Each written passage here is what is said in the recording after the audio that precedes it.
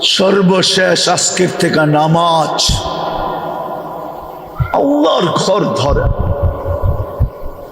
আয়ে কিয়ামতের দিন যদি ডাইকা বসলো না, আইনা জিরানি, ফেরেশতারা বলবে সুবহান ওয়ালাকাল জিরান, আল্লাহ আপনি ছিলেন কোথায়? আপনার প্রতিবেশী আবার কে?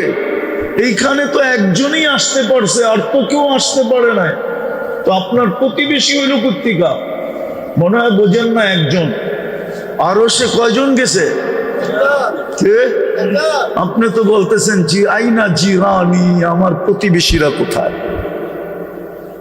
কিয়ামতের দিন দাইকা বসবে, ফেরেশতা বলবে আপনার প্রতিবেশী? আল্লাহ বলতো যাদের সম্পর্ক আমার ঘরের সাথে বেশি বেশি ছিল ওরাই আমার প্রতিবেশী, দাইকা নিয়ে আসো। পারবেন মসজিদের সাথে সম্পর্ক জুড়তে? পারবেন না? শুধু নামাজের সময়, নামাজ ছাড়াও মসজিদের সাথে সম্পর্ক জোড়েন, আলেম ওলামাদের সাথে সম্পর্ক জোড়েন।